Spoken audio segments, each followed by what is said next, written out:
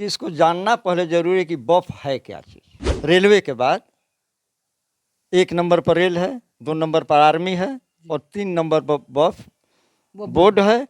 वह पैसा जो उसे उसकी आय आनी चाहिए थी, एक आकलन के मुताबिक प्रति ईयर 12,000 करोड़ उसे आमदनी होनी चाहिए। अरे विश्वविद्यालय तो छोड़िए, पहले आप अपने तबका जो आपका गरीब तबका जो सबसे नीचे तबका है उस पर आप खर्च करिए, एजुकेशन पर खर्च करिए। नमस्कार, मैं रवि चौरसिया और आप देख रहे हैं 360 न्यूज। अभी मैं बक्सर जिला के चौकिया गांव में मौजूद हूं, जहां पर हमारे नेताजी मौजूद हैं। रामाकांत कुंवर के नाम से जाने जाते हैं, लेकिन इस क्षेत्र में कहीं भी आप जाएंगे तो इनको नेताजी के नाम से ही लोग पुकारते हैं। और पिछला इंटरव्यू इनका हमने चलाया था। अभी हिंदुस्तान में कह सकते हैं कि पूरा वक्फ बोर्ड के लेकर पूरा हंगामा मचा हुआ है। पक्ष इसको सही बता रहा है, विपक्ष इसको गलत बता रहा है। क्या कुछ सही है, इनसे राय लेने का प्रयास करते हैं। आइए विधिवत रूप से जानते हैं। आपका स्वागत है चाचा 360 न्यूज में। धन्यवाद धन्यवाद। अभी जैसे हिंदुस्तान में जहाँ भी न्यूज़ खोलिए आप वक्फ बोर्ड के लेकर चर्चा बहुत चल रही है।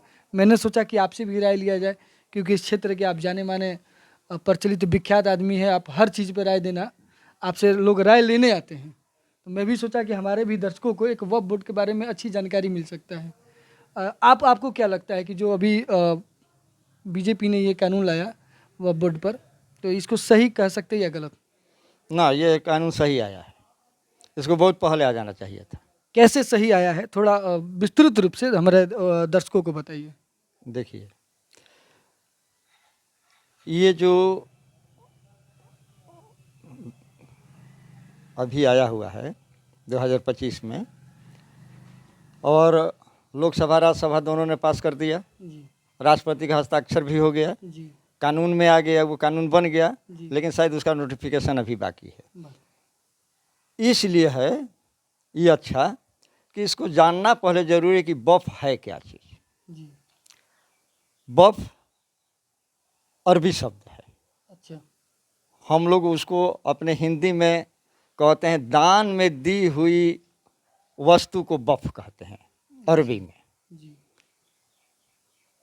तो जब कोई चीज़ दान कोई व्यक्ति या कोई समूह या कोई राजा महाराजा शहंशाह या कोई गरीब आदमी दान देता है, तो दान इसलिए वह देता है कि उस दान से जिसके लिए वो दे रहा है उसका विकास हो। वक्फ बोर्ड के पास पूरे हिंदुस्तान में रेलवे के बाद 1 नंबर पर रेल है, 2 नंबर पर आर्मी है और 3 नंबर पर वक्फ बोर्ड है। जिसके देखिए, सबसे बड़ी बात इन्होंने बोला कि हिंदुस्तान में एक तो रेलवे के पास सबसे ज़्यादा ज़मीनें हैं, दूसरी आर्मी के पास और तीसरी नंबर वक्फ बोर्ड है। वक्फ बोर्ड के पास लाइन लगभग 9 लाख एकड़ के आसपास बताया जा रहा है। 9 लाख एकड़ के करीब आसपास इसके पास ज़मीन है। तो वो ज़मीन में मान लीजिए कुछ चला गया आपको मदरसा में, कुछ ज़मीन चला गया मस्जिद में, कुछ चला गया मकबरा में। बाकी जिस इस ज़मीन पर जो बड़े बड़े कॉम्प्लेक्स बने हुए हैं, या कुछ लोगों ने उस ज़मीन को लीज पर दे दिया, 100 साल 90 साल 80 साल का लीज पर दे दिया कौड़ी के मोल के भाव में, जबकि उसको अच्छा खासा कीमत मिलना चाहिए था। तो यह तो वक्फ बोर्ड वाले गलत कर रहे थे। वह पैसा जो उसे उसकी आय आनी चाहिए थी, एक आकलन के मुताबिक प्रति ईयर 12,000 करोड़ उसे आमदनी होनी चाहिए थी। 12,000 करोड़ सालाना? अरे बाप रे, पूरे हिंदुस्तान जी वक्फ बोर्ड को मिला दिया जाए। आमदनी कितना होता है पूरे हिंदुस्तान में वक्फ बोर्ड से? जो लोग जो शो करते हैं, जो वक्फ बोर्ड के चेयरमैन हैं, चाहे प्रांतीय चेयरमैन हो चाहे राष्ट्रीय चेयरमैन हो, तो ये लोग शो करते हैं 1 करोड़ 37 की 36 लाख, मैंने 1,000 करोड़ ना? हाँ, 1,37 लाख करोड़ रुपया ये लोग शो करते हैं। मतलब कहने का मतलब कि 11,000 करोड़ गायब लगभग गायब है। तो ये 11,000 करोड़ किसकी जेब में जा रहा है? या तो जो उसके वक्फ बोर्ड के बड़े बड़े पदाधिकारी बैठे हुए हैं उनके पास जेब में जा रहा है, कुछ मौलवियों के पास जेब में जा रहा है।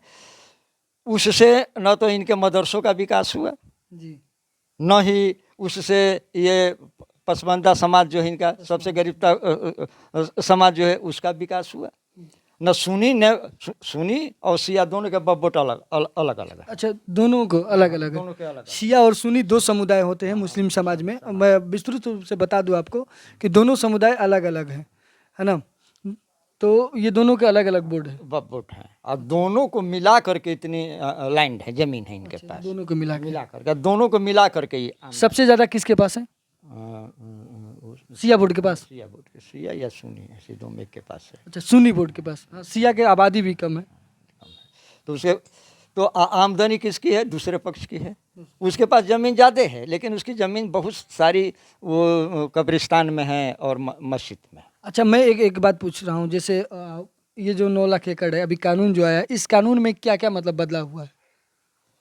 उसमें विशेष कोई बदलाव नहीं है। अच्छा उसमें जो ट्रस्ट था पहले, जी, जिस पर कुछ लोगों का ही कब्जा था और ये लोग उस पैसे का मिसयूज करते थे, अपने जेब में रखते थे, उससे आम मुसलमानों का कोई विकास नहीं हो पाता था। ऐसे में गवर्नमेंट ने कहा कि नहीं, इसका जो सबसे बड़ा अफसर होगा इस बोर्ड का, वह कमिश्नर रैंक का होगा।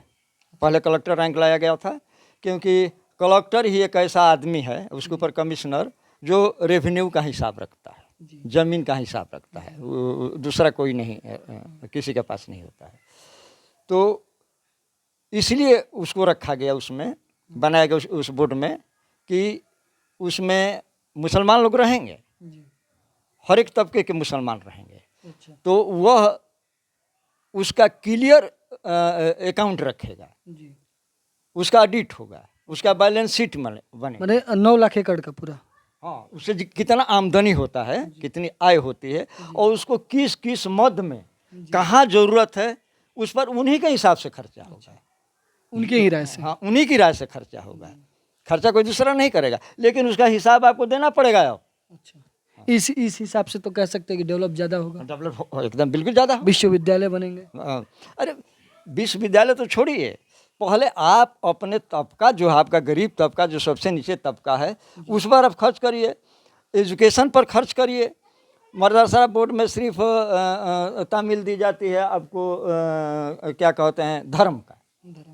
ये मोदी सरकार ने, मोदी जी की सरकार ने पहले कहा कि नहीं भाई, आप धर्म के तामील दीजिए, शिक्षा दीजिए उनको, लेकिन अभी इनके सार्वजनिक विकास के लिए, हर एक तरह से विकास के लिए इनकी हर एक चीज़ की पढ़ाई होगी। अब कंप्यूटर की भी पढ़ाई हुई, कंप्यूटर साइंस की भी पढ़ाई होगी, क्या कहते हैं आपको, इंजीनियरिंग की पढ़ाई होगी। मतलब कुल मिला के जैसे हमारे विद्यालय होते हैं, हम लोग तो उसी तरह से मदरसा को डेवलप कर दिया जाएगा। डेवलप किया जा रहा है। अगर ये लोग शुरू से उस पर डेवलप किए होते, तो आज मुसलमानों की जो हालत है ये नहीं होती।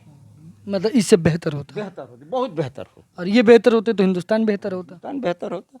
तो ये लोग तो अपना रोटी सेकने के लिए इधर से उधर लड़ा फड़ा के, ये खराब है, वो खराब है। चुनाव नज़दीक है बिहार का, बंगाल का भी 26 में चुनाव होने वाला है, 26 में शायद उत्तर प्रदेश का भी, कि 27 में चुनाव होने वाला है।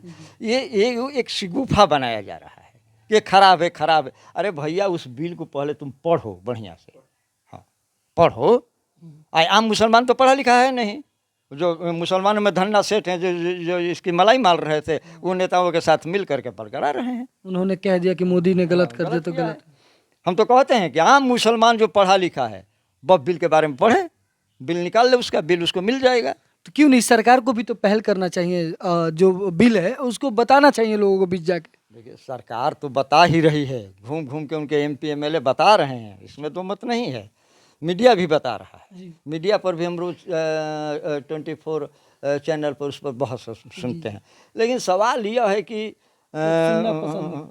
नहीं, वो जब तक विषक्त राजनीति हिंदुस्तान से नहीं खत्म होगी, और जब तक वोट का गोलबंदी करने के लिए हम सही को भी गलत कहेंगे, गलत को भी सही कहेंगे, तो तब तक ये समस्या का समाधान नहीं होगा। अभी आपने वक्फ बोर्ड के बारे में विस्तृत रूप से हमारे नेताजी से समझा। आपकी क्या राय है, क्या विचार है, ज़रूर आप कमेंट बॉक्स में डालें। जय हिंद, जय भारत, जय संविधान।